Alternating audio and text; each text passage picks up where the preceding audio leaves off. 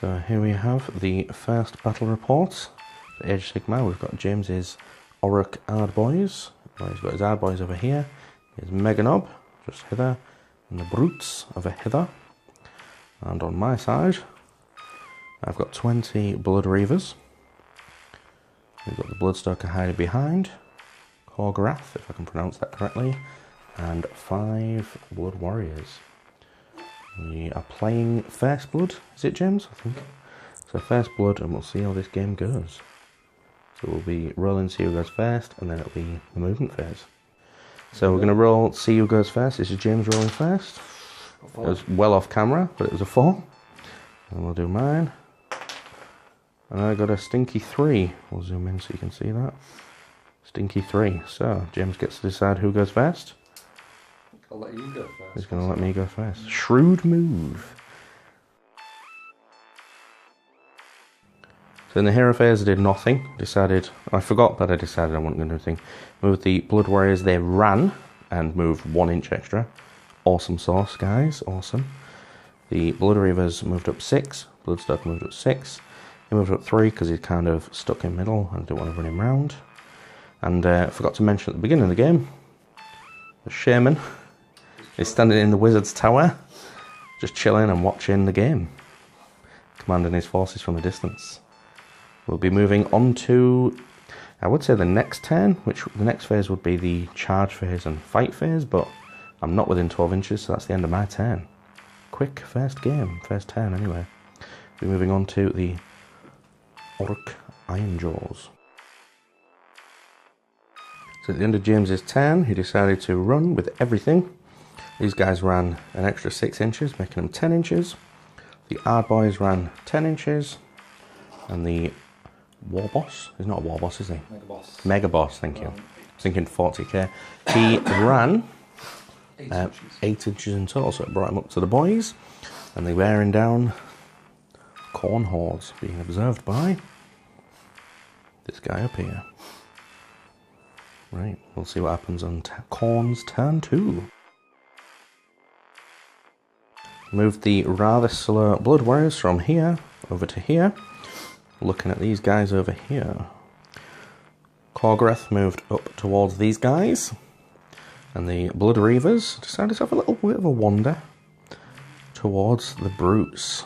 They're going to get broken into tiny little pieces alongside the Bloodstoker. So we will see what happens in the charge phase for Khorne against these guys. So the Blood Warriors decided to charge. They're within 3 inches. That'll be ready for the fight phase in a moment. Next to the Big Daddy. The Khorne failed his charge.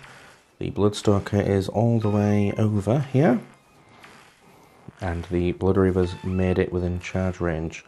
So we'll see how many of them will be off the board momentarily as we go into the fight phase. So at the end of the Khorne fight phase, well, all of the fight phase, we lost 5 guys on the Blood Reavers, and these guys took 1 wound, they grazed them. And over this side, the Khorne Blood Warriors charged into the Warboss, and basically nothing happened apart from the Ardboys taking 1 wound off 1 of the Blood Warriors. So we will see what happens in the Battle Shock phase for the Khorne Blood Reavers. So as it stands, the Blood Reavers have got a morale bravery of 6. I'm going to roll a dice.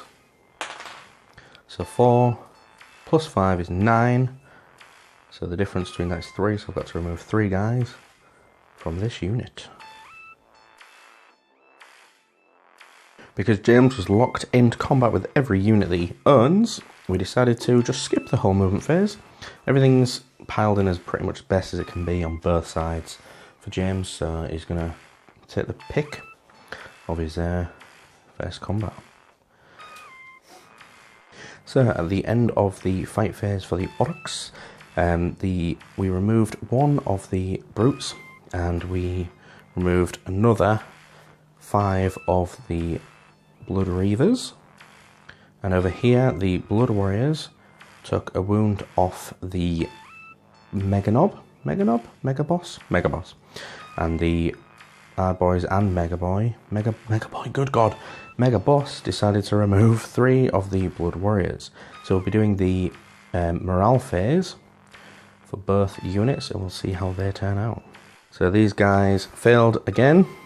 They originally had 5 and they lost another 2 guys, and the Blood Warriors lost another guy, leaving just a single dude in the middle.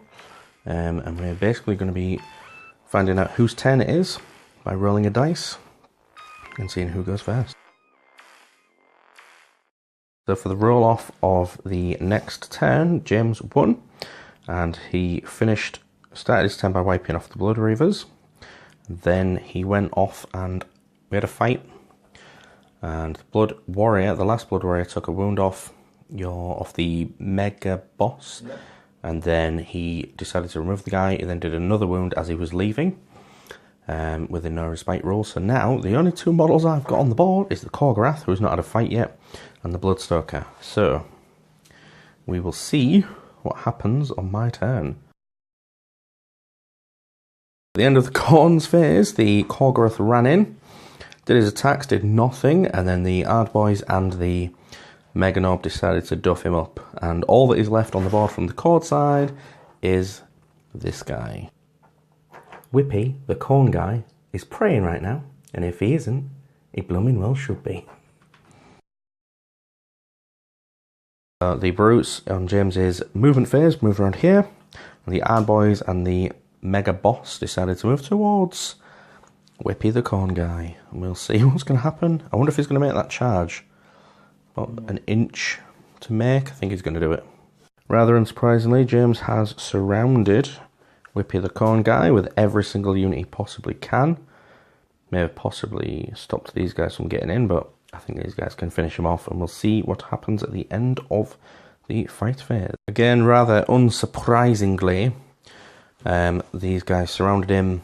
The Mega Boss decided to punch him in the face, leave him dizzy, and these guys just whammed him to death, and he died. Whippy the Khorne guy, he's dead.